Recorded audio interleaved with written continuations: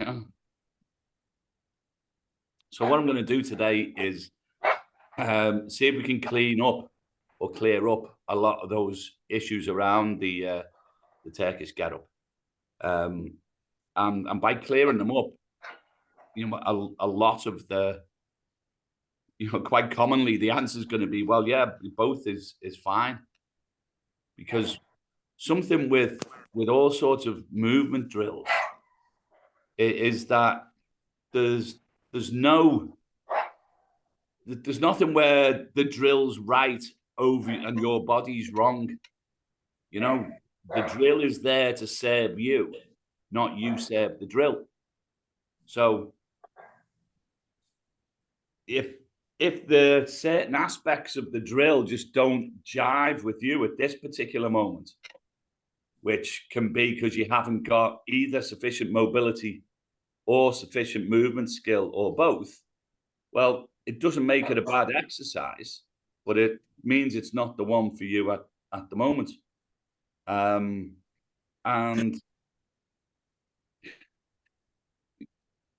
like that exercise, like Tom's question there about the Turkish get up. There's no one's right or one's wrong or one's better as a blanket rule. Certainly, I'd suggest anyway. It's right. Which one works for you? Because what you'll possibly have noticed, certainly with Brett's demonstrations, and what a number of the people in the group often do when they're doing the Turkish get up, is they have their arm. I'll just get myself on the camera here.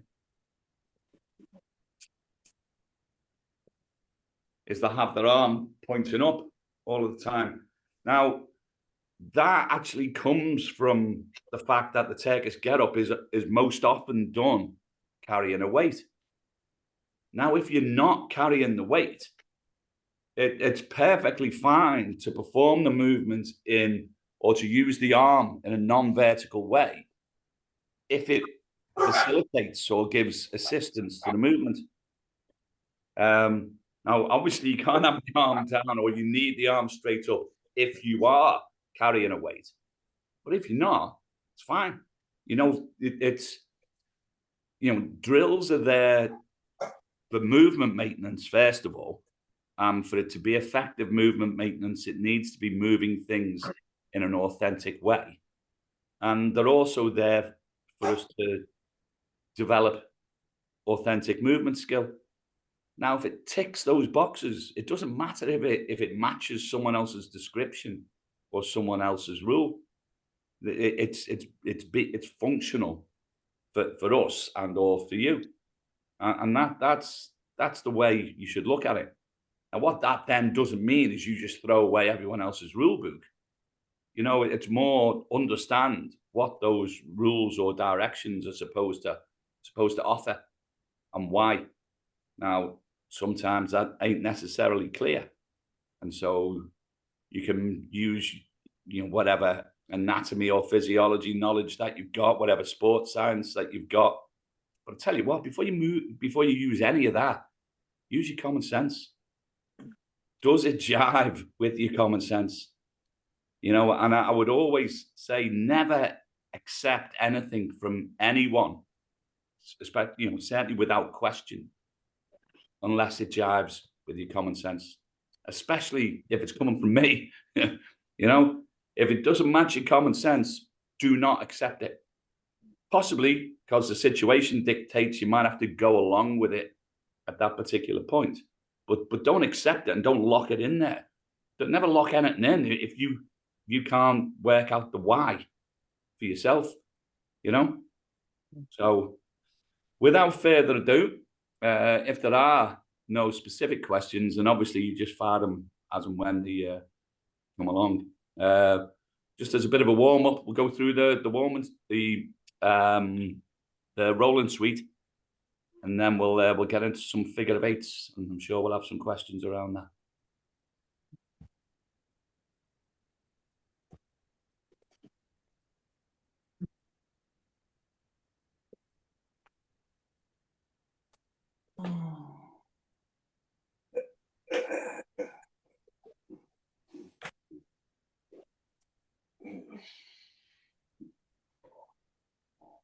Brilliant. That's Santiago.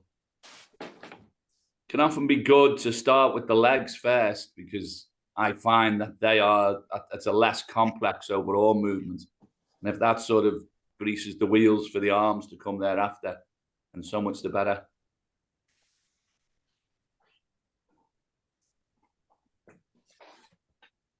Keep that shoulder down. Yeah, right. Mary. You're being contrary. Yeah. Righto. Here's a good little variation on the drill for you. If we're going to do the legs, as you know, we need to take the shoulders out of it. And so a good way of doing that, if you lie down on your back now, just as if you're going to do a leg roll, right? So we're going to use your right leg, but if you take your right arm, put it out and just pause a sec.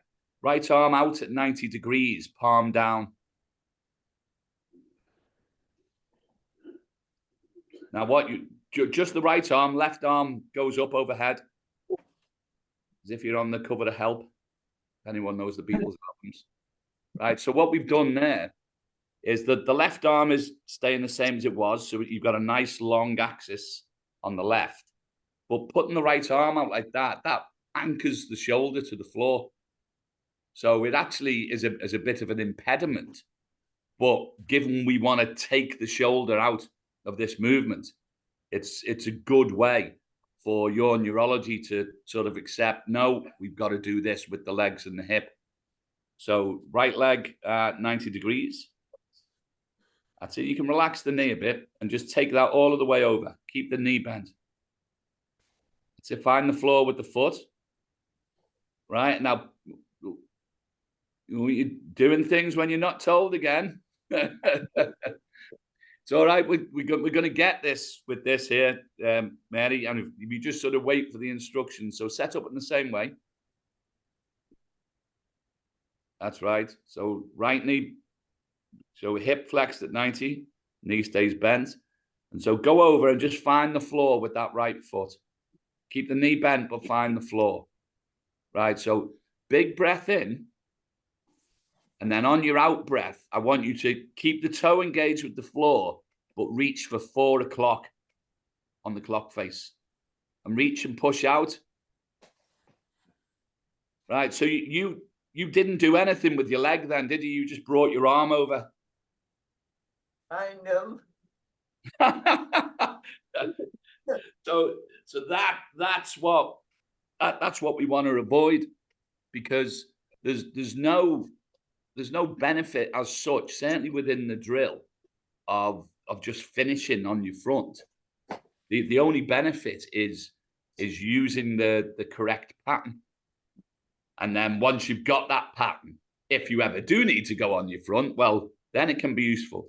So if we get to the point just where you're touching with the foot, and now we want you to sort of explore, keeping that arm down. No, the arms come up, keep the arm down. So get to the point where the foot touches the floor. And now we don't want you to go all of the way over. I just want you to reach out with that foot, keeping it on the floor to the point where your leg is straight and pointing somewhere between 4 and 5 o'clock. Right, now, if you can pull that knee up a little bit, because it's too near 5 o'clock.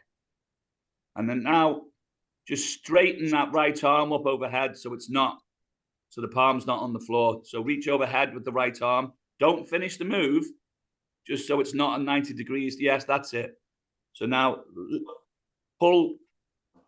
lift that right knee up towards the hips a little. That's it. And then reach out with that foot towards 4 o'clock. And just reach out, and if you don't turn over, and you've got to try push through the heel. Keep pushing out. Reach out with that leg and push.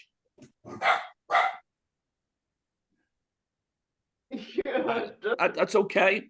And so if you bring your knee up to 90 degrees then. So it's at 90 degrees. And then allow yourself to come out, no, knee at 90 degrees at the hips. That's it. and then allow yourself to come over. Allow the arm to lift, but only to the point where the knee touches the floor. No, but keep the arm overhead, but you can turn at the shoulders until the knee touches the floor.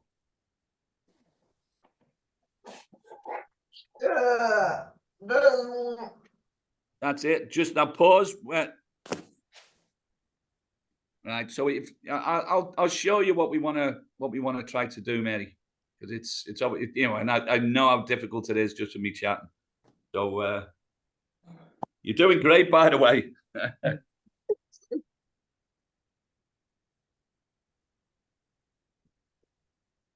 Right. So what we want, so I'm going to put the camera here around about 4 o'clock. So what we want to see is if this comes over now, you can see, in fact, it might be a little bit better if I swing around here.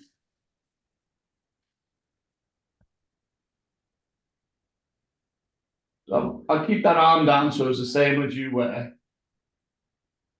You see how that hip's lifted up? I'm not taking the leg across. That hip is coming up. And because this knee is across the midline, gravity is pulling on this knee. And it wants to pull it over like that. So knee comes up, take it over. That point there, I put that over there and just lead with the knee, straighten the leg. And then that's when I push. And you can see how that's not going with the arm at all. So if I come around this side now, knee comes over. Right now we're touching.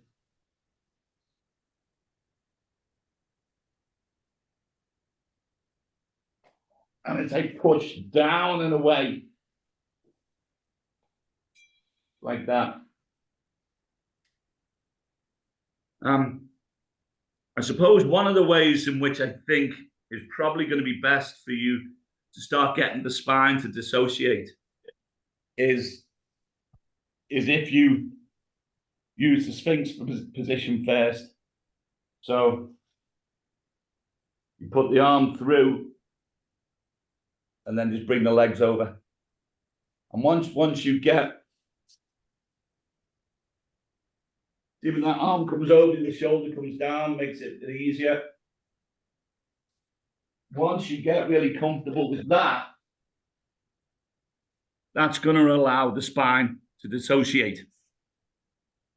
And then once the spine gets dissociating like that, we can then take it out of the assisted start position. Because your options for assistance when you're going from your back is to get yourself sort of propped up by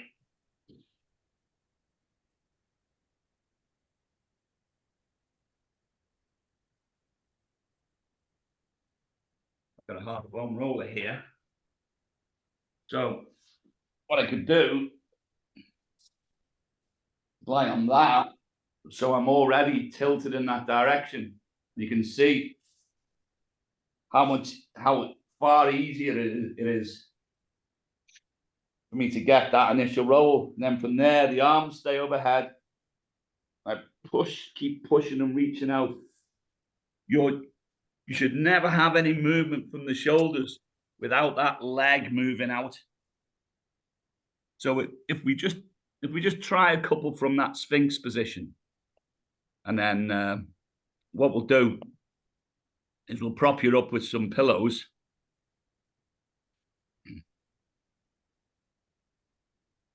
And so reach through with one arm, and then it's the opposite leg. Now, do you see how you haven't led with the leg at all? If you go back to the start position then, Mary. And thread the arm.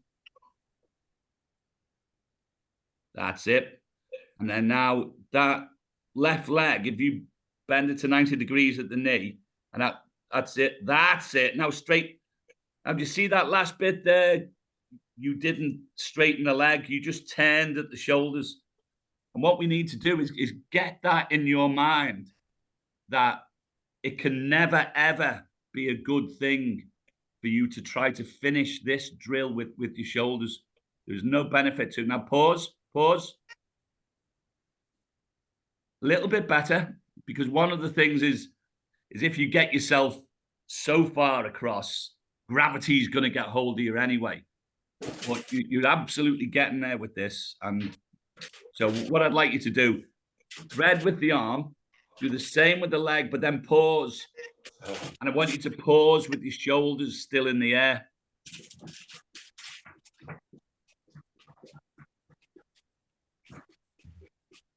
I want you to get that foot touching, lift the knee. Oh, sorry, your video dropped out there.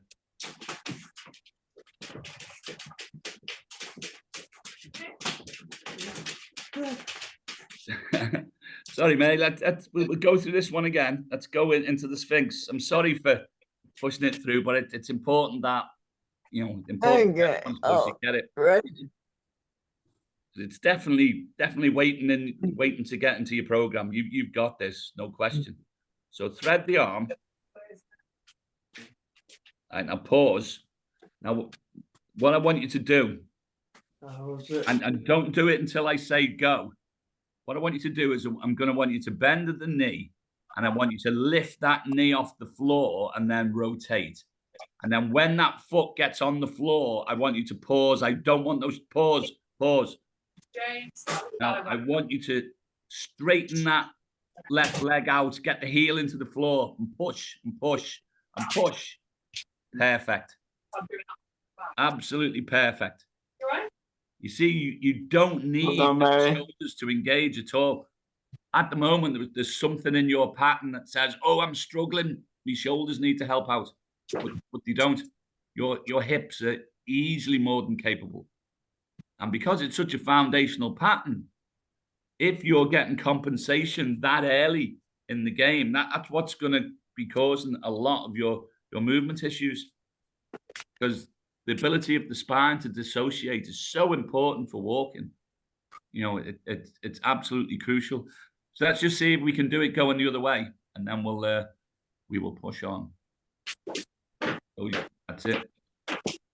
So remember that pause. So lift the knee. You don't turn the torso. That's it. Touch and pause. Pause. Better. What you need to do is pause and stop, so you know the shoulders are out the game, and then just focus on that leg. But that was certainly good enough, that one that you did then, And once you get that sorted, it will pretty soon cross over into all of the other ones. As long as you don't give yourself permission to just try to finish the roll. It's far better that you say, I can't do this at the moment, than it is to finish the roll with a compensation. Because if you finish the roll with a compensation, you reinforce that negative pattern. Well, so that's great stuff, Mary. Right, so we're going to move on to figure of eights. Now, where I would most like to see the figure of eight from would be from the kneeling position. If the tall kneeling position is an issue, the next regression is sitting back on your heels. And if that is an issue, your next regression from that is just sitting on the floor. So what I would prefer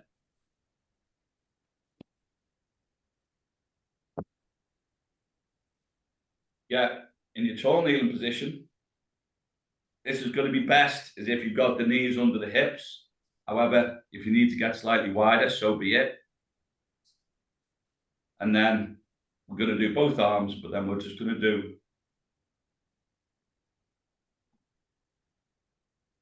the horizontal figure of eight.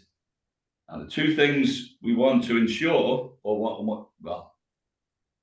want to ensure that we go across the midline, because we spoke on, well, I think a number of us have spoke on that, the importance of crossing the midline. And then also we want to try to eliminate any sort of waving of the body. That would compromise how you cross the midline for starters. But we want to be able, one of the important challenges in this is being able to maintain stability in one part of the body to be used as a base plate or a stability post for movements elsewhere. Now, if that means that we then have to reduce the size of the figure of eight, then reduce it. And for some people, doing a really tiny one and doing it smooth is possibly going to be harder than a bigger one. But remember, let's have it all about that midline. Crucial thing about the midline is the two hemispheres of the brain have to communicate with each other when you cross the midline. It's almost like a neurological miracle. The conversation that can take place and take place rapidly enough and accurately enough that we can do that figure of eight. I think I remember some chat about how it fires up the cerebellum. Well, the cerebellum's still got to talk side to side. But also, I remember it being said how the cerebellum is responsible for balance. It's always very tempting to talk about individual responsibilities for things in the body. It's the sort of reductionist way that most things are taught in the Western world, as in to break it down into individual parts and assign roles for those parts. Now, it's often helpful and it's easier to conceptualize things, but it can also send you off down a rabbit hole. There's many things that are responsible for balance. And one of the most fundamental things is your posture and your structure. So before anything thinks about trying to control your movement in order to obtain balance, the first thing is going to be, have you got structural support? Are you inherently stable? If you're inherently stable, you are balanced, and the cerebellum has done very little. So balance is more like an outcome, and an outcome as a result of a whole number of different parts performing their role, and that is I believe the right way to look at balance. You know, and also in doing that, you can identify far more ways that you can have a positive impact on it. Because if you just write it off and say, "Oh, it's all down to the cerebellum," well, what are you going to do about that? You know? All right, so let's have a look at these figure of eights. That's looking good, Tom. It's not as smooth as the other side. Yeah. The other side is. No, that's nice, mate. Yeah. Yeah, but it's as expected. This side is more loose.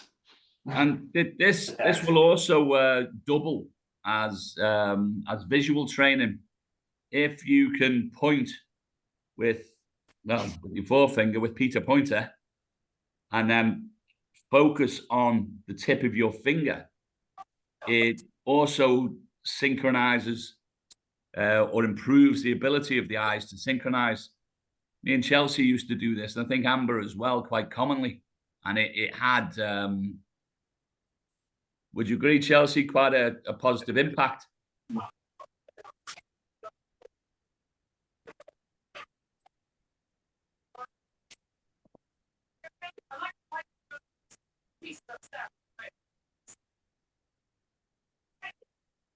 That's nice, Timo.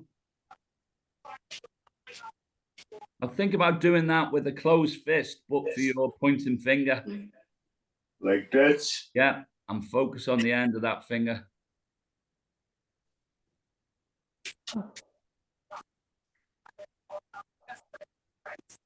That's nice, mate. Nice, thank you. And try the other arm, and then try. Let's go for the tall kneeling position. That's pushing it, Steve. Yeah. Well, but no. Try the other arm sitting back first. This is rough.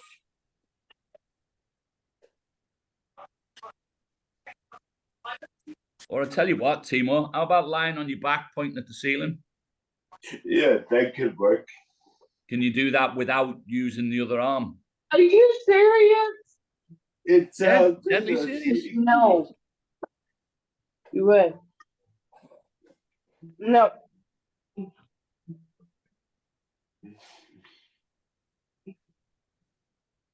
Hey.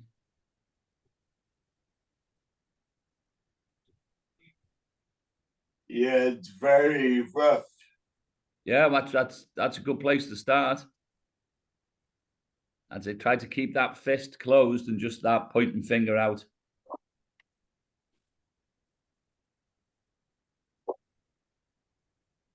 Or you can potentially use the pistol analogy and use it as a pistol. Okay. That's it. And actively visualize that you're tracking something that you're going to drop. Now, Santiago, that's an excellent variation doing it in the squat. But because you can so easily access that position, I would suggest it might be more productive for you to do that from tall kneeling. I did it before on tall kneeling. I was just taking a break. Yeah, a bit of variety. Oh, fair one then, mate. That's. And then what you can then possibly do then, mate, if you're looking for variety, a bit of challenge, you go into forward half kneeling. Nice. But also start, right, so that's comfortable. But start bringing that right foot towards the midline. Oh. Find the point of challenge, but successful. And then do your figure of eights with both arms from there.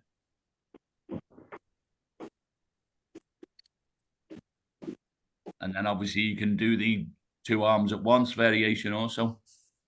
That's it. So remember, but challenge but successful is important. So find the nice mummy bear position for that front foot. That's it. And that'll be one for you as well, I think, Tom.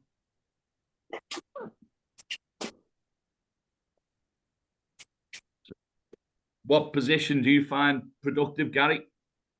Is it sitting back on your heels? Is it?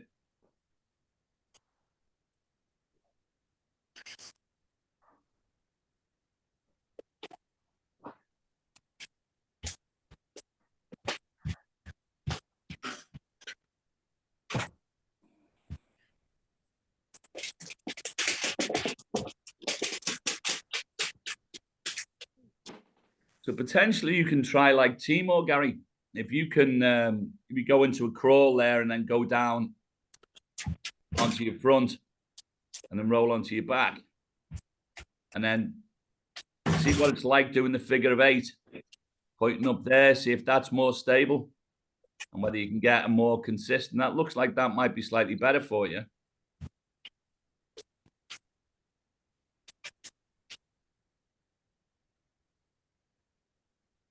Because there's a number of things which are going to be going into the melting pot on this one. I mean, the first question is have you got the neurological control of your, well, eye-hand coordination to draw the figure of eight?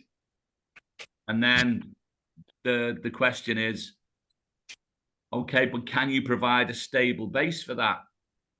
And if you can't draw your figure of eight, the question is, where is the point of challenge?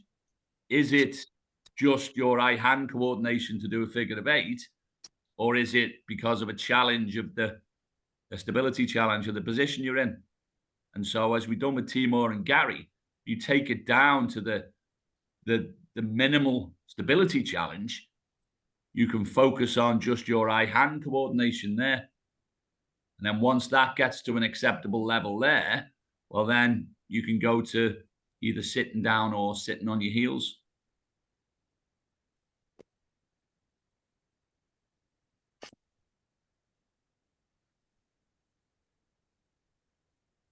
That's a good one for you, Jules. What you need to, what's a common challenge for you in the forward half kneeling or in a number of positions? That's right, it's that knee caving in. Yeah. And so it'd be a good little drill for you to be able to focus on that and get that right.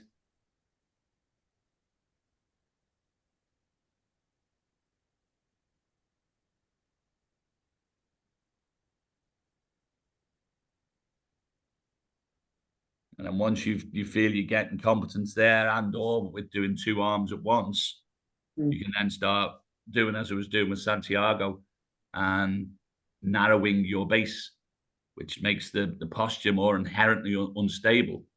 It's got less width. That's nice, mate.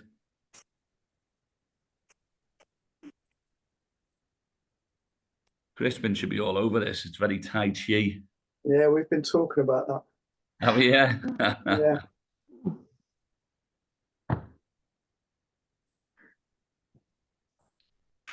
Right. Oh, anyone, any questions on the figure of 8?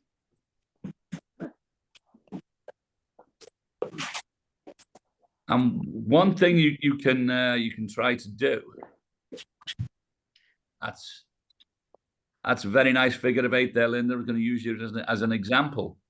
You see, that's quite the amplification both on width and on height. So it's nicely balanced. What you will find is if you've got a challenge in one of your figure of 8s, is that you'll probably make it longer. You'll sacrifice a bit of height for a bit of width.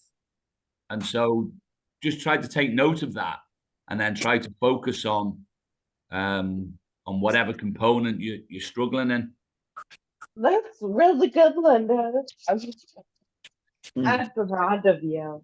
And what could be helpful as well for you, Linda, especially because that was so good, is focusing on the finger. Because I think were you focusing on a point on the wall? Were you? Yeah. Yeah. Okay. And so if you can try and focus on the finger. And then That was more of a challenge for me to focus on that finger because it takes the visual cue of a stationary wall and furniture away. Yeah. And you have to rely more on the stability of the legs and the proprioception. So yeah, that's one of the sort of wonders of it, like of why there's just so much to what on first perceptions might be seen as a pretty routine drill. There's stacks that will go into it. Kelsey, I don't know if you had heard me talking about it previously. We used to do a figure of 8 drill for the visual skills, wasn't it? And I think did we do it with a vertical finger, wasn't it? What? No. Sorry. But yeah, what degree? Do you remember we used to do the visual drills? And that was a figure of 8. Visual drills. Thank you. Yeah, that's you're sort of keeping it in sync. A conversation with Chelsea is challenge but successful. I'm sorry. Only challenged at the moment. We're striving for success. So I'm good now. I'm good now. I got my sister's sniffles. right. So So my visual drills. Yeah. Do you remember? Yes, I remember. And they were quite productive, weren't they? Oh yeah, the circle, the how can I forget? Well, I mean, we did those for a while. It was with a vertical finger, wasn't it? It wasn't with a pointing finger. Are you sure? Yeah, I think so. Because what I'll do is I'll try and find a. In fact, I'll just find it and put it in the chat straight away. I'll do it now. There is a Yeah, I did. It was. I was like trying to do it, and I was like, wait, what is it? But no, I remember rotation in that thoracic spine. it was in the circle, and I don't know if it was the tendon was in the fingers, but that gave me neuropathy. Like I was out. But which, as we say, it's so often that is the Culprit and neuroplasticity. well, it's the indicator that neuroplasticity is taking place, because I mean, Yeah. the brain is a voracious consumer of energy, and so if it's gonna perform neuroplasticity, that's a heavily intensive process. It's Oh, almost like an it is. intelligent learning process. And But- nobody can be like, you're having neuroplasticity right now. It's like, it's weird. That doesn't show up in the MRI. You just like, man, I'm a neuropathic. I'm creating neuroplasticity, which is a good thing, but you felt like you just fell asleep. And you're like, Well, what is this gonna end? But it creates neuroplasticity and all the good things come out of being tired. Well, sleep's the magic sauce for it, like, isn't it? Well, I've just put it in the chat. There's a YouTube link in there. It's to a TED talk by a posturologist, and until I'd seen that, I'd never heard of a posturologist. Being neither. And it's round about 8 minutes in, where she will do effectively a figure of 8 drill. It's worth watching the whole thing. But if you want to just jump forward to that, then that's fine. And you'll see how the influence your eyes have and the synchronization of your eyes on your actual posture, because your vestibular system will always try to line you up so that your eyes are equal and horizontal and in line with the horizon. And it will sacrifice almost every joint in the body to get you so. And so that will then be an indicator of how important your posture is, just to facilitate authentic vision. Oh yeah, I know that. I think we all do. Yeah. Right. So anyway, on to, unless there's any questions, onto the Turkish getup. Now, obviously, that's been focused on quite a lot recently. And thing I was mentioning before, which I think will make a big difference to a number of people. As Brett was saying, the aspects of the Turkish getup that we focused on are, in fact, the most difficult of all of the moves. And we have that. This is how you'll most often see the Turkish getup performed, is with this arm outstretched, as if you're going to be carrying a kettlebell. Well, if you haven't got a kettlebell, then the mechanics can and should change. Because if you've got the kettlebell and you're up, you can use the kettlebell, certainly the heavier it gets, you can use the kettlebell to almost pull you up, by depending on where you move it in relation to your center of gravity. Then gravity will get hold of it. And if it's heavy enough, it will move you. So if I'm wanting to roll over onto this elbow and I've got the kettlebell up here, well, if I move the kettlebell over to this side, gravity will start taking it.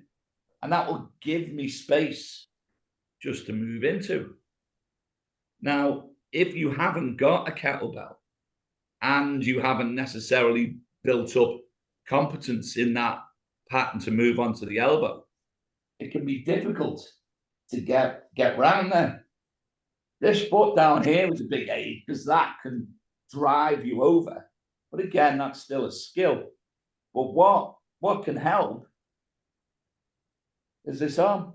If it's not carrying a kettlebell, it can help in taking you around here and coming round.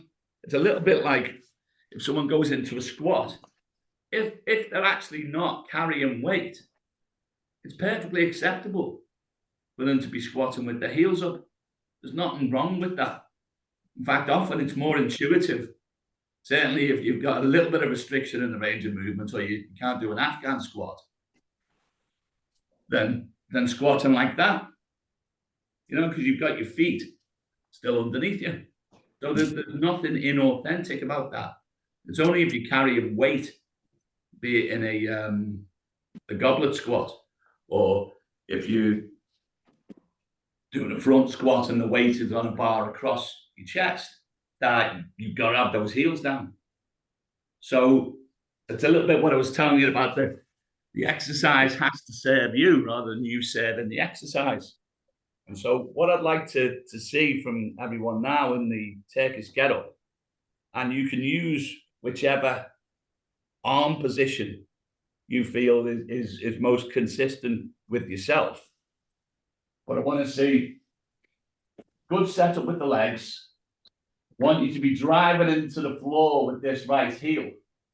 But I want to see the arm come over, whether it's down there or whether it's over here. This arm come over and go hand to hand. First thing you do, big breath in. Move on to the hand. Move on to the shoulder and you go hand to hand. Make sure you can feel this foot on the floor. You don't want this. That foot needs to be able to drive down into the floor. Then big breath in. Onto the elbow. Now that can be because you've gone out here onto the elbow, or it can be because you go like that. But I want to see the hand on the hand and the hand stay on the floor. And then from this point, you're going to point to the other toe. And come on.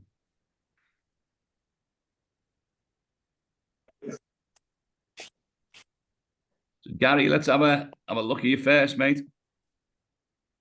Remember to use your breathing and check your setup first of all. Both legs at 45 degrees.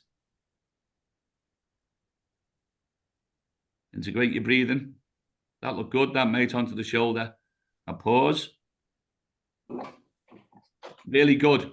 Now keep practicing that, Gary. And what I want you to do is get long in that right leg. See how that popped up? Now the way you'll stop that right leg popping up is in two ways. Get rolling sufficiently. You don't want to be facing the front like a sit-up. You want to be rolling over. But also, if you just get long in the leg, a little bit like when you're on the leg-led roll and you're pushing out with it, get long in that leg and go from a full abdomen on an out breath. Now, breathe in. Excellent. The leg didn't come up. Now you could get better ownership of that movement, so it's less hurried. But and also when you go back down, mate.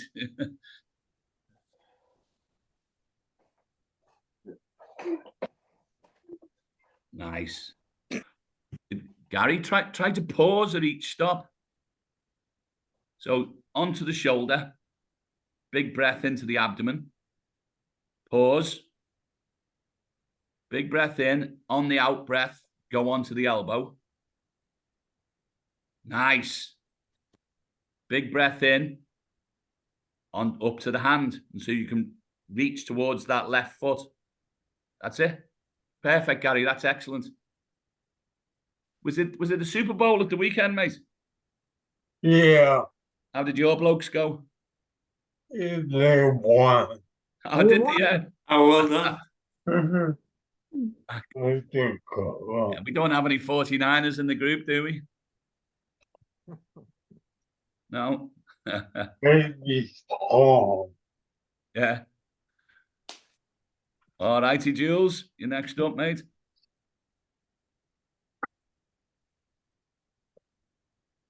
So legs are 45. That's nice.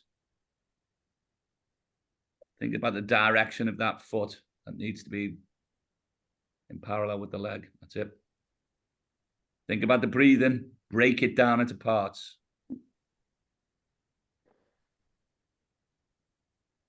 Nice. That's excellent, mate. You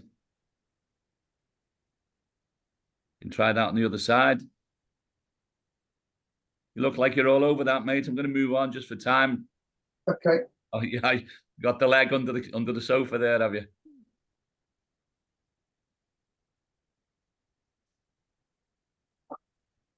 Nice, mate.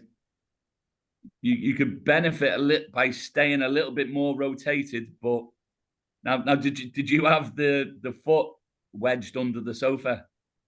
Yeah, I don't know how much it's kind of helping because I sort of push against the sofa a little bit. I'm not sure.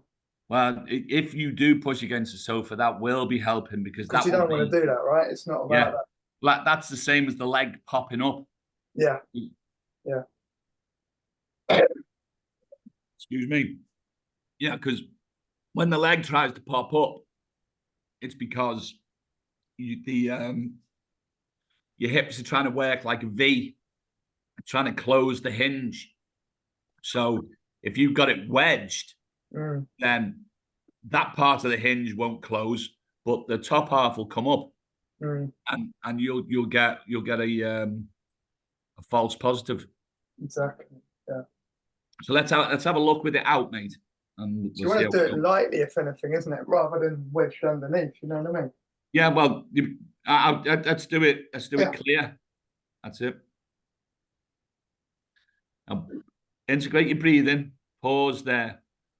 Now you can just visualize the next step first. What you're going to do is the hand's going to draw along the floor. So it's going to be a big breath in, and on the out breath, you're going to push into the floor with that left heel. And then just come round up onto your elbow, but pause at the elbow. See, you're trying to come up. You see, you're trying to go up. Don't come up. Go round. If you watch, just watch me a second, Jules.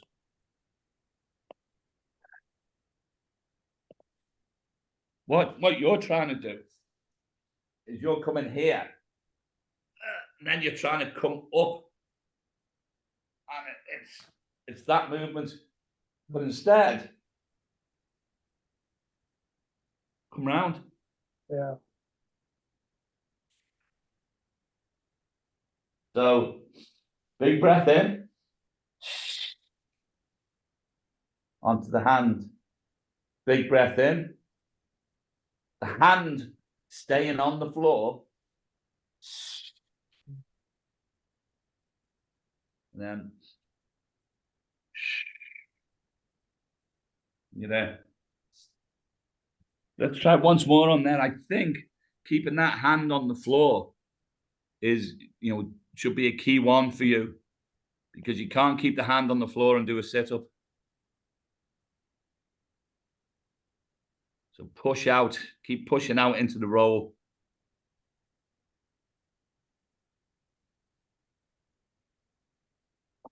Better. It's better, yeah. And I think you've got the awareness there to start building that. And that's the key thing is don't give yourself a tick in the box if that foot's popping up. No, get awareness of what you've done better, but then you've absolutely got the awareness you've still got to improve. Whereas if you wedge the foot, you're getting silent failure, really. And that's you never want silent failure because you don't know what you've got to improve, or if you have. Linda. Thank you. So Linda, start on your good side rather than your better side. Yeah. Gut als besser. Sehr gut. Spiegelglatt.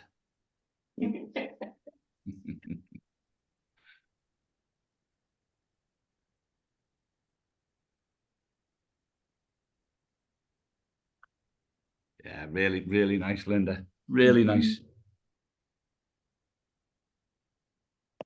Let's go from Spiegelglatt to Spiegelglatt with Santiago. I have no idea what Spanish for mirror smooth is. Doble pulgadas is the extent of my Espanol. Nice, mate.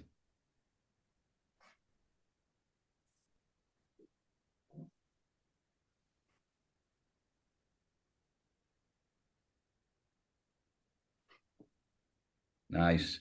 You see that roll where you're coming round. You know, it's almost like you go, instead of doing a sit up, you could do like a helter skelter up to the top position. You know, it's like instead of taking the road straight up to the top of the hill, you just wind around the hill. You know, that's excellent, mate.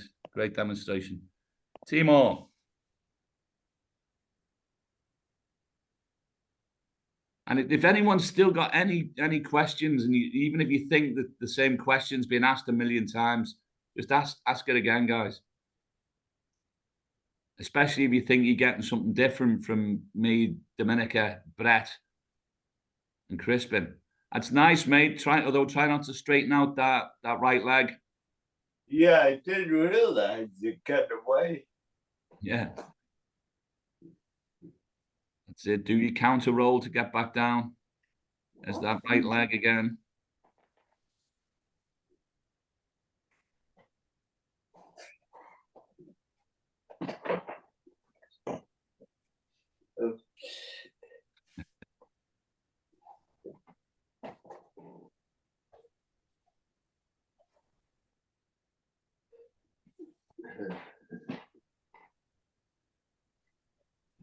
Use your breathing. You got that, mate. Drive that healing. Drive the healing. If you keep that heel out, that will drive you into the roll.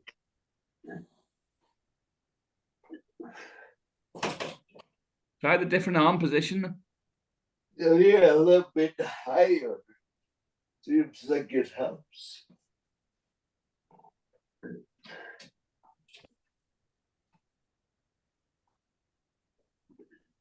Really nice, mate. Use your breathing. It's excellent, Timo.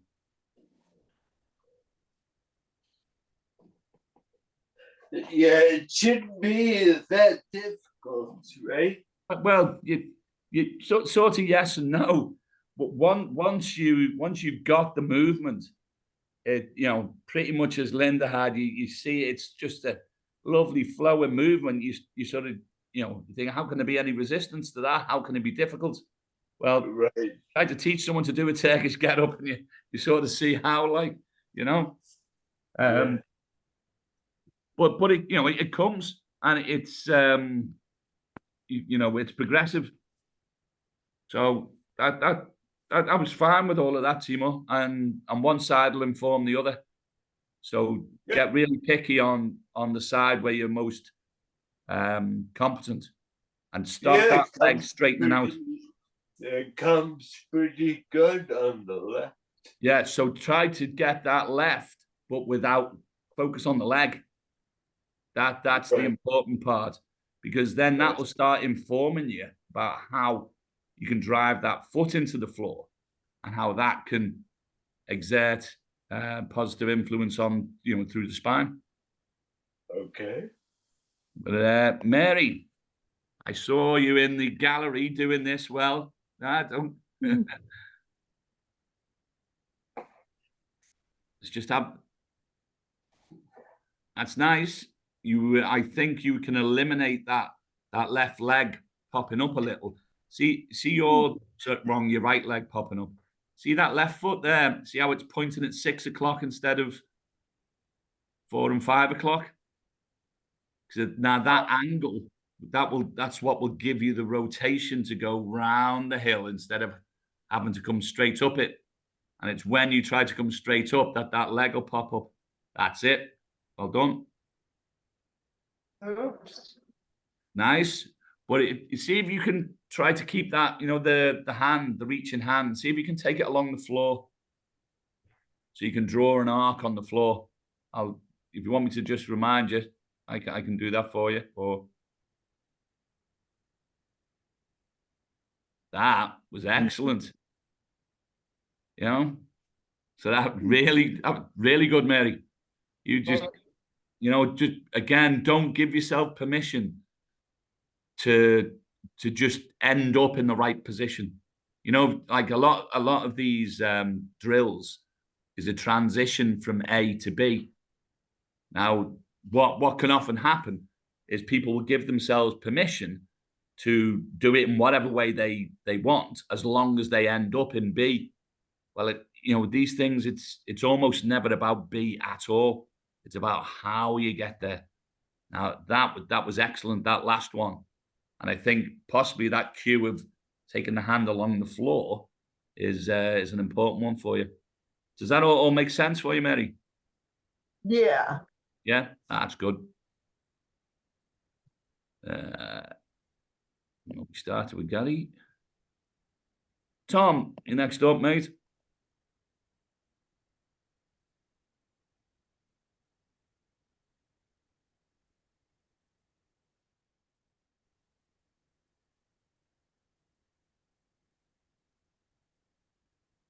Now, that looked, certainly I'm obviously going with a high standard here, like it had a little bit of a stutter in it, as if you went to go about it and hit a block. That was nicer. Yeah. So- Try to think about keeping my hand close to the ground and not. Yeah. I mean, because that looked like you did a little bit of a hybrid of the arm positions there. Yeah. It looked like you did the 45-degree one, but I think when Brett does the 45-degree one, he starts with keeps the hand down throughout, doesn't do the elbow flip. Actually, he has his thumb up. Yeah. That's nice. I can see you engaging with the foot there, Tom. Yeah. Yeah, nice, mate. Rob.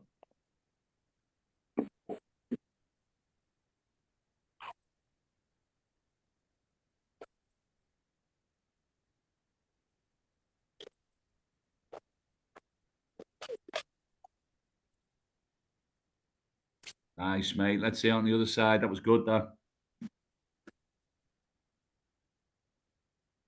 Nice and controlled going down as well. Make sure you get the 45-degree both sides.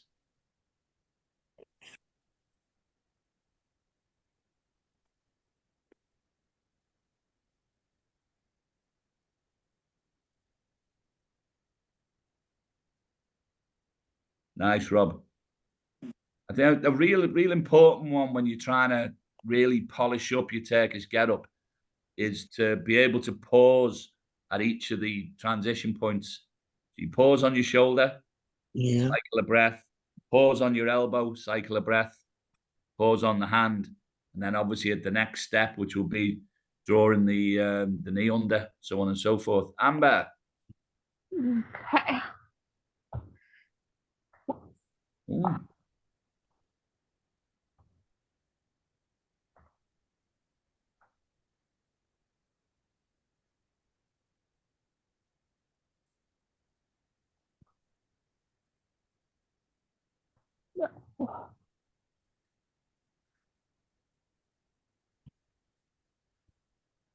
Now, where you can, that's it. That was Dad, nice. it took me a minute. Yeah. I had to get that too. What happened? on There we go. what happened on your first attempt is that down foot, you moved its position a number of times. And I think after that first attempt, it sort of got into your head where the right position was.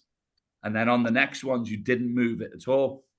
And that's like another thing which people can focus on, is about learning on each position. If you have to do an adaptation to get a smooth transition, well, try to work out what that adaptation was and why it was necessary.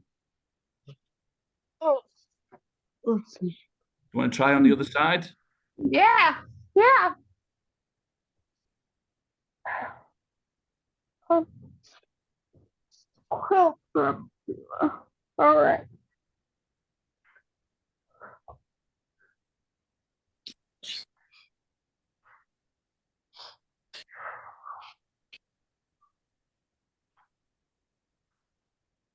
That's not bad at all, Amber.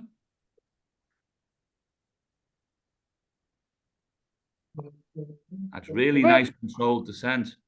Is it okay if I'm reaching over here with my arm down here? Absolutely. Absolutely. Okay. Okay. What I need. That was nice and smooth, Amber. Well done. Oh, thank you. And Chelsea, you're on mute. All right. It's not all bad, I suppose. Of course, I'm on mute.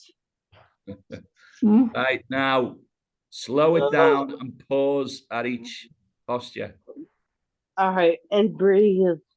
Yes.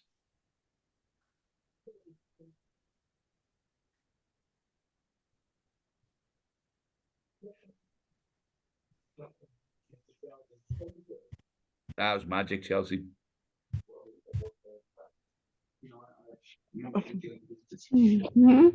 First roll onto the shoulder looked like you used momentum a little bit, but the rest of it was outstanding. All right, it might have been other side. No momentum, I get it.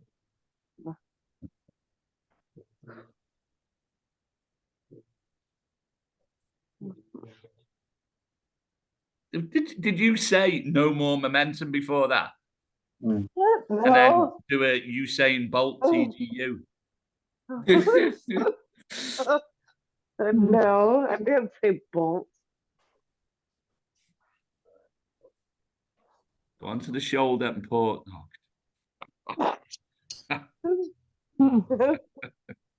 Onto the shoulder, pause, cycle of breath.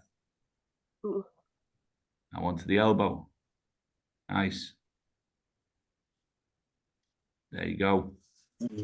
Well done, Chelsea. Reese, are you with us, mate? I did it. Oh, yeah. Let's get you on. Turkish get up, mate. All right, go Reese.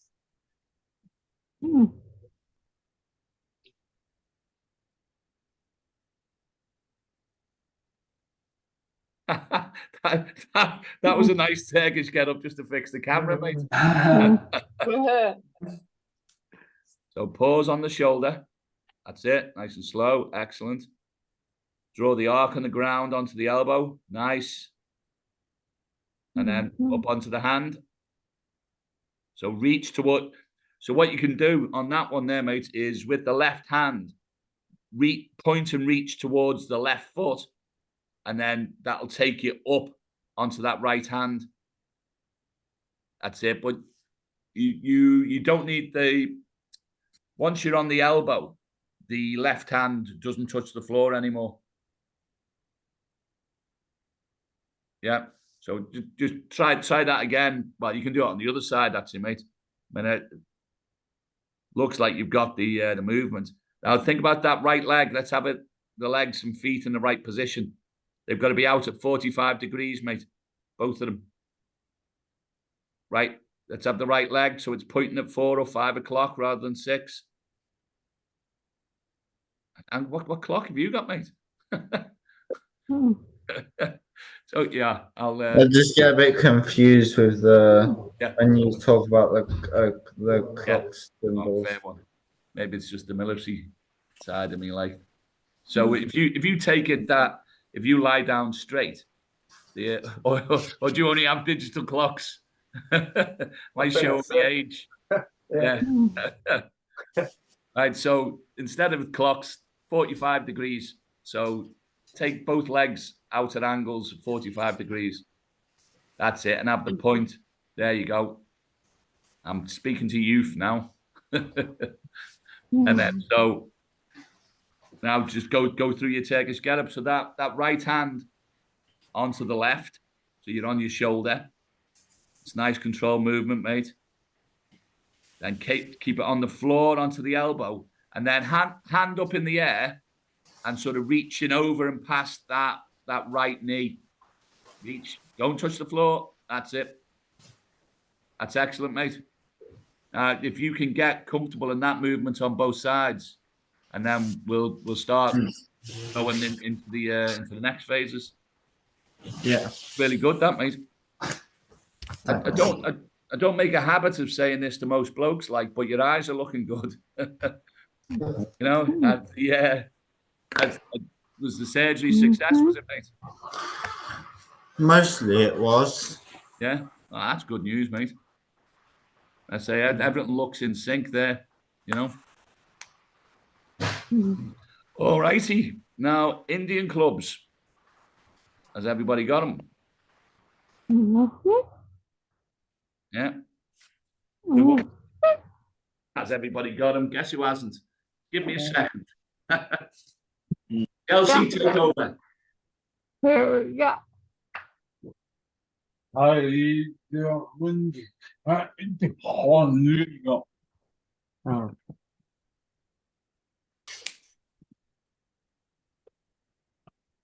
Right here, I can just watch. Where's the video?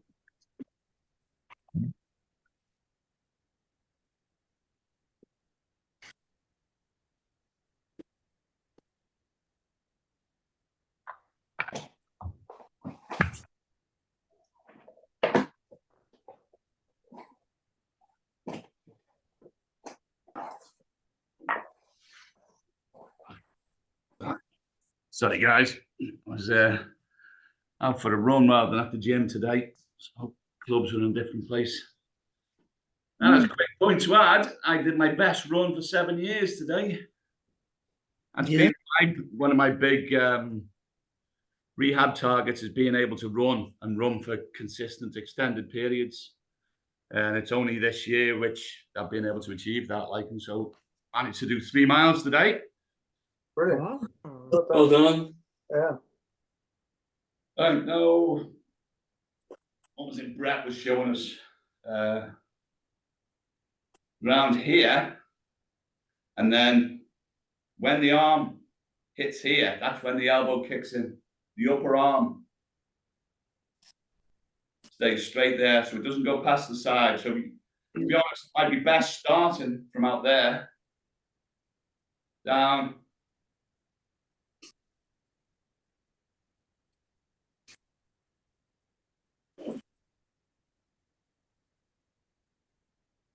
And that's the first thing to get, is just that.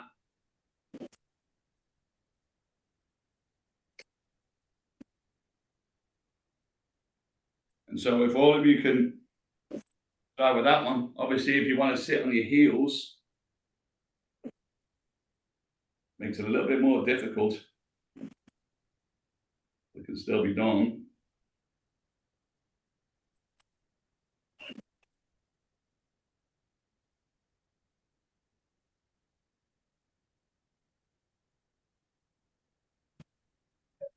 Oh, look.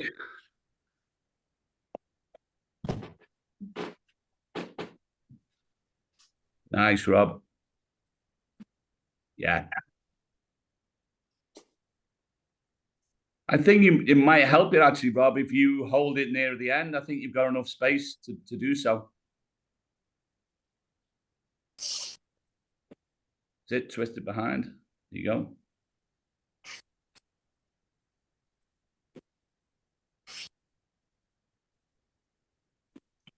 right, now this one might be relevant for other people as well. So Rob, what you want to do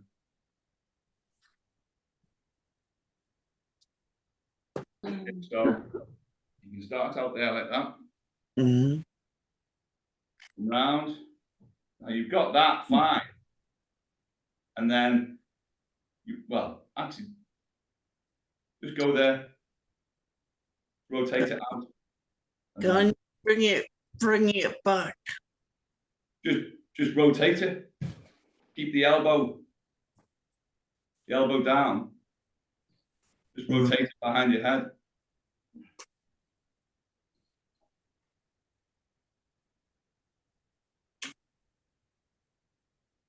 And look, you don't need to get it the whole thing flowing just yet. You just want to make sure you've got each step goes to the next one.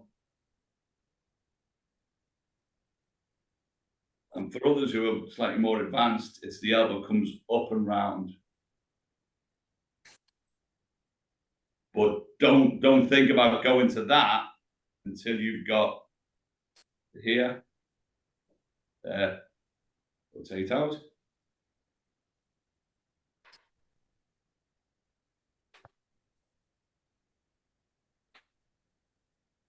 That's it, just twist it behind your head. No. So pause there, yeah, like that, mate, that's fine. Round, and there, twist it, that's it. Excellent, well done.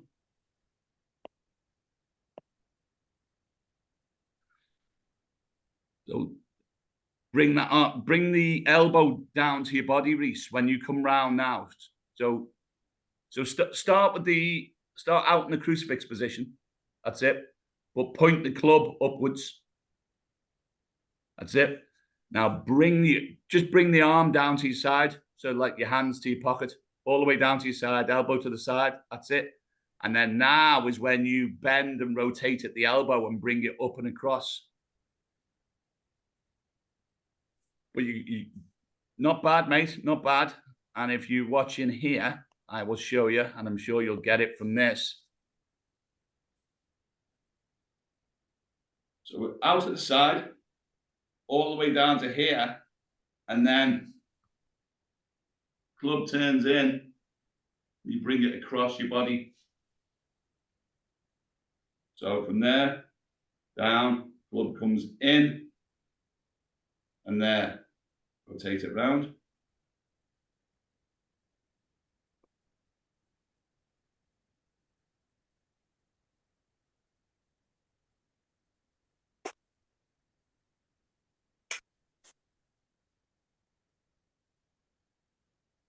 The important bit is from there to there, and the elbow takes over and comes up and across the body.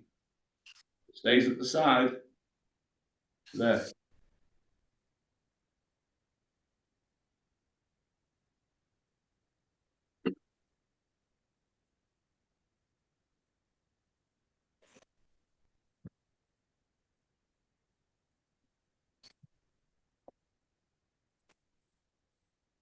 That's it. So all the way down till the elbow comes to the body. That's it. Now bring it across yourself, across. That's it. Yes. There you go. And then twist. Yes. Perfect, mate. Excellent. Yeah, nailed it, mate. Well done. Great stuff. All right, Santiago, let's have a look at you, mate.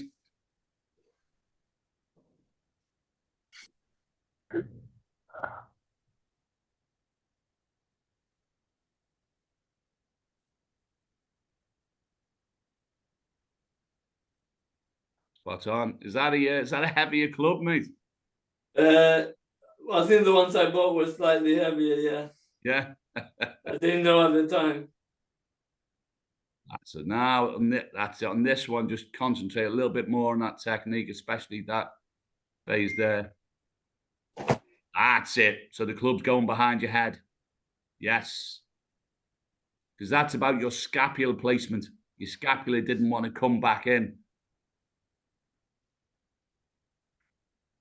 Excellent. Really good, mate.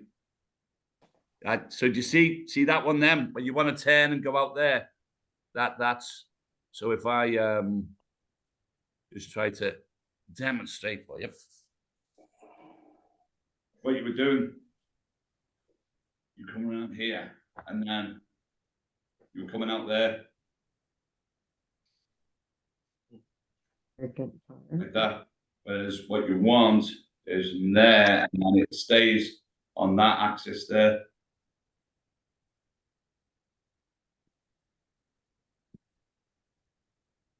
My knee.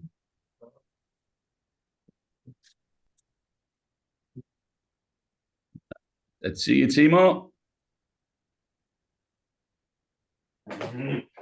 It's been going pretty well.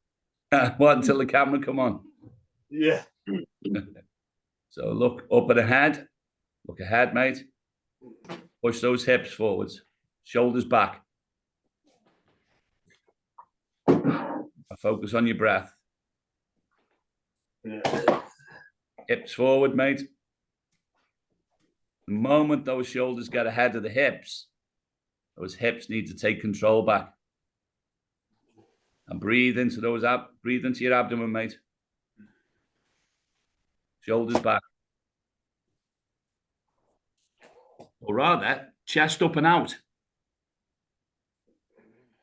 Chest up and out. Put your best taxi driver voice on. You talking to me?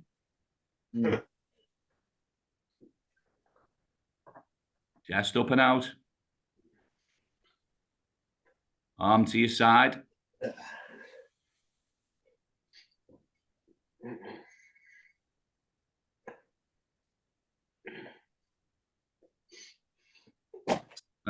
Tell you what, Timo, you can turn so that your right arm is stabilizing on the bed. Okay, you get my good side again. Yeah.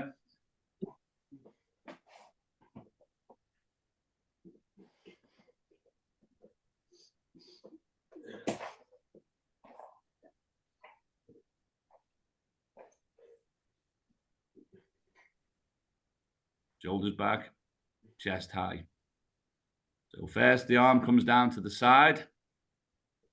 Bring it across your front, rotate in. Rotate, that's it. Then turn it behind your head. And excellent, bang on, mate. Make sure you integrate your breathing into this. Timo, that's brilliant, mate.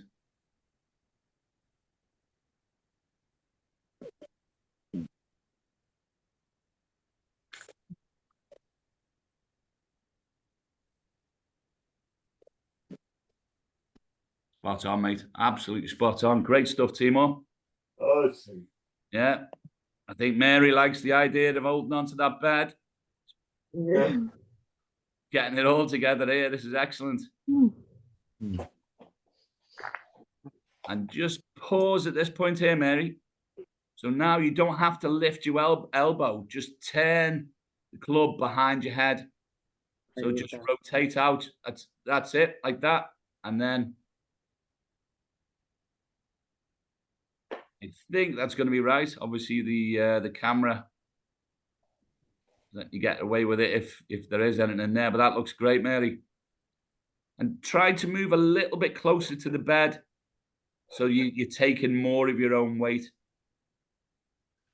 And so you're not holding on to take any weight.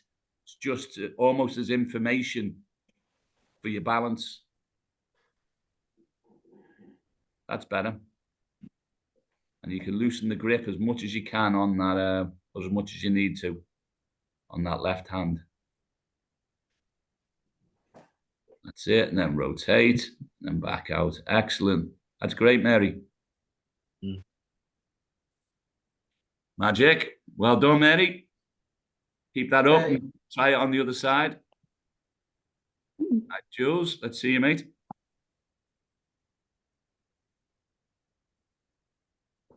Excellent. Turn it in. Yes. That looks great, mate. Excellent, Jules. What you like with the other hand, mate?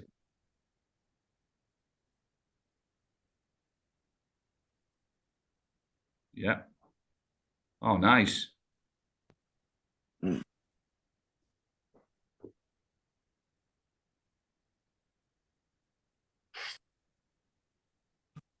That's great, mate. Well done.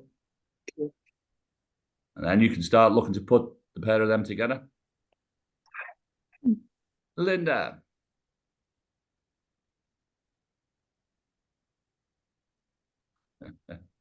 It's a refurbishment mill, isn't it? That's nice. That mega smooth. Not on this side. Oh, don't look at the camera. Nice. Yes. That shoulder's coming back to health. I'll say that still looks very smooth to me. Really? Yeah. The Samth. Oh.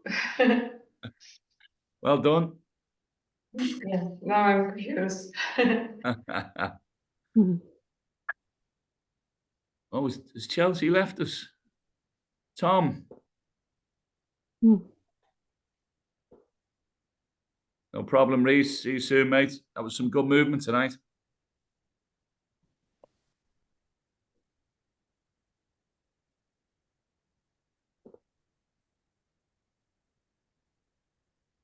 That's it. Slow it down so the movement's complete. When you were speeding up there, it sort of led to you taking shortcuts. And so on this, bring it. Yeah. So Tom, I'll just put myself on. Make sure that you come round to that position and I have the club there. You sort of tend to come here and then short circuit it to there. So you want to come round, pause, in, round, pause, in.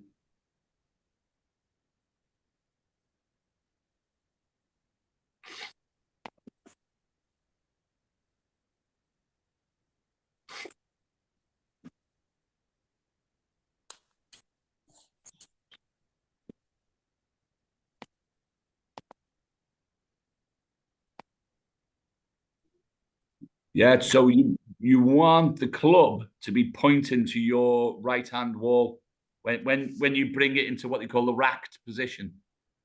That's it. See how you keep the elbow in, but the club points out. Yeah. So cheers, Rob. See you, mate. Cheers. But keep that elbow tight to your side when it's pointing out. So I will show you it again. It comes from here out. See how that elbow that just stays there, clamp to the side, and that club is pointing at sort of parallel to the torso. And then from there, it just rotates in. That's when the elbow comes out, and then round.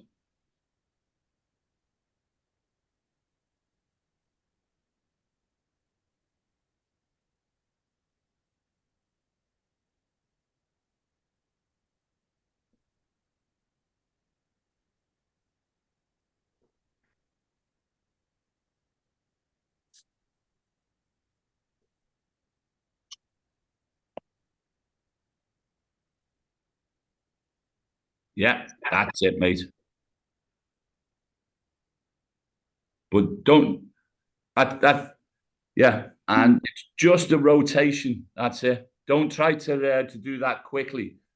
Just make sure the movement is expansive as possible, and then string it together, and then look for the speed. That's it. No, you're lifting the elbow there. Just rotate the club behind your head, so it's behind your neck. No, so fit. So come down to the 6 o'clock position. Right, and so that elbow stays clamped to your side. Now the club comes across you, the arm and club comes across, and that goes to there, yes. And so try to keep the elbow low, but really all you're doing is keep the club at the same height and just turn it behind your head, behind your neck. Don't just turn that's it. Now the elbow will come out. And so keep rotating out. Open the chest. That, yes, there. And then now you just straighten the arm. And then the straight arm comes down, comes across the body into the racked position. Twist it behind your neck. And the arm comes up. That's it. Yep. And then you just straighten the arm and it comes round. So you see how that sort of flows into each other. Remember to point to the wall. It's got to point to the racked position. Yeah. That's I think is the one for you, Tommy. As long as you keep awareness of that racked position, of the elbow by your side and the club point to the wall. So it's the racked position, and then you put the meat of the club behind the nape of the neck. That's it. Yeah, just like that. Yeah, and then the arms point. Now the arms point to the wall. Elbows point to the wall on your right. Elbow points to the right-hand wall. Because now all you do is straighten the arm. There you go. And you see how it feeds into each other. So round and racked.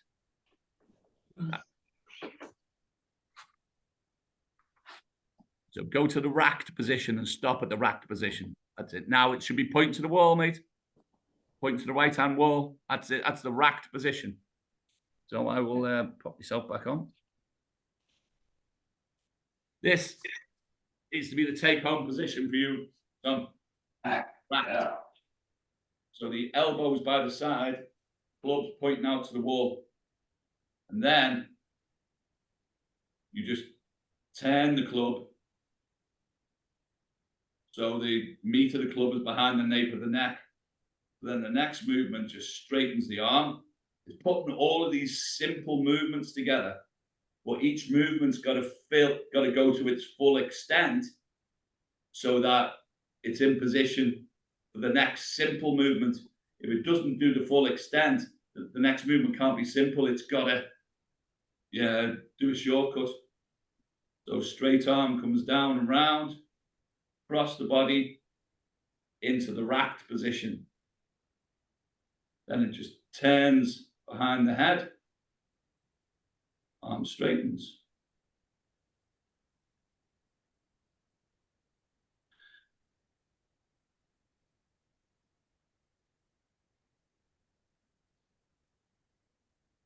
Let's see if you got that, mate.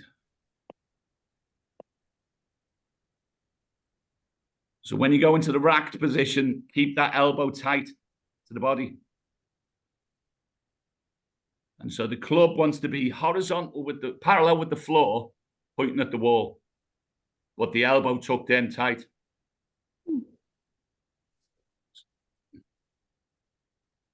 So the back of your fist needs to be facing forward. So eliminate, you can effectively just eliminate everything else about the movement and just know where the racked position is. Know that is the racked position. Almost like if you're going to do a curl in the gym, that is the racked position. So the back of the fist facing forward, elbow in tight. Now, if I open my hand and put the club in it, there it is. You see how it's horizontal, parallel to the floor. So then I just twist it.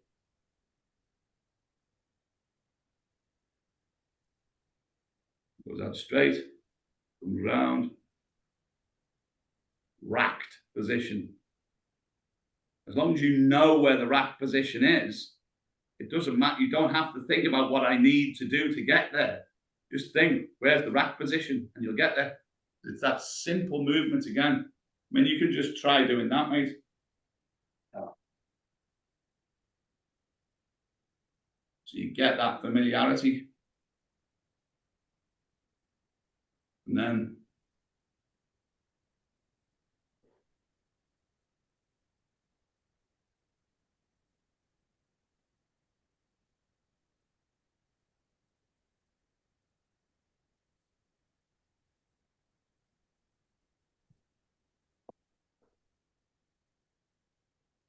Because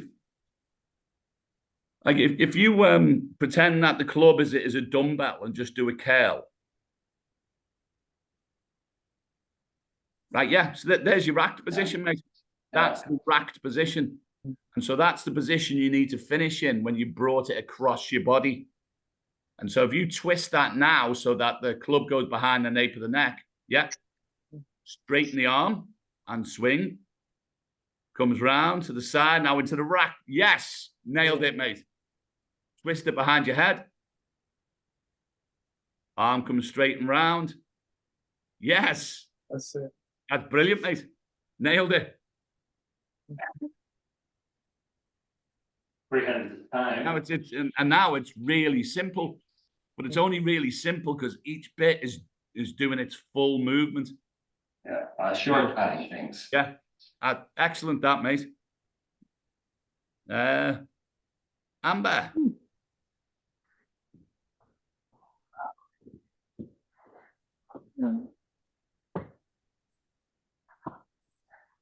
think you're going to close us out here, Amber. I got it. Wow. Whoa. Whoa.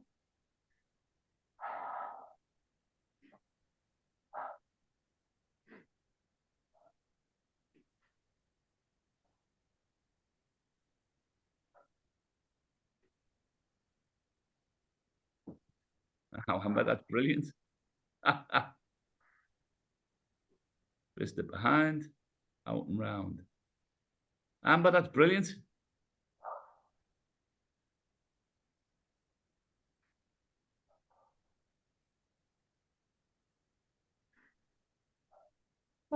I have not done it.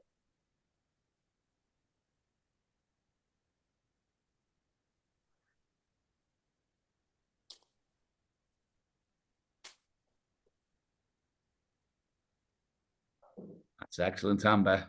And I've got to show everyone else this. So what was all that bollocks about lying on the bed before, mate? On the toast. You're doing it. I missed it. Yes, Oh, Timo, you're killing it now. I love it. That's that. Mate, that was Good one. outstanding. All right, thank you. Well done. Even with the pressure of the camera. Yeah, exactly. Yeah. Yeah. So, anyone any questions about anything? And obviously, you know, there's always the forum there if you have. But you know, I mean, one of the biggest things is if you feel any of me, Crispin, Dominica, Brett, if anyone's talking at cross purposes, get it out there straight away. There's no egos at this end, and there's certainly no rule that any of us can't be wrong. You know, but a lot of the time there's all different ways to skin a cat, and it all boils down to is the body being used authentically, and the body is built to have options. You know, so. But the everything tonight was great. That the Turkish get up across the board was excellent, and as long as you're gliding smoothly and not having to use momentum, then the positions of arms and legs, you don't let perfect be the enemy of the good for starters. You know. All right then, everyone. Another excellent session. Delighted with that. Thanks, Steve. Cheers, everyone. I will see you guys on on Wednesday. Thank you. Well done, Mary. Thank you, Thank Steve. you. Yeah, so Mary, make sure you do your homework on that rolling Okay. because you've definitely got it, and you know, don't feel the pressure that you've got to get from A to B. Just focus needs to be on how you're getting there. And if at any point you're thinking, I can't progress any further, well, that's fine, because you've identified the point where you can't continue authentically. Now, if you stop there, you'll remember where that point is, and we'll be able to sort the problem out. But if you just sort of carry on through, say, oh, I've got to get to B, then it hides the problem in the fog, and ultimately the problem is stopping our progress. Because you've definitely got the movement skill there, man. There's no question about that. All right, then. And keep getting those personal sessions off Chelsea. Didn't she take you to the gym? Didn't she? She did. Yeah. So you use your assets where you can. All righty. I'll see you all Wednesday. Yeah. Nice one, Steve. See you Wednesday. Thank you. Cheers. Ta-da. Bye.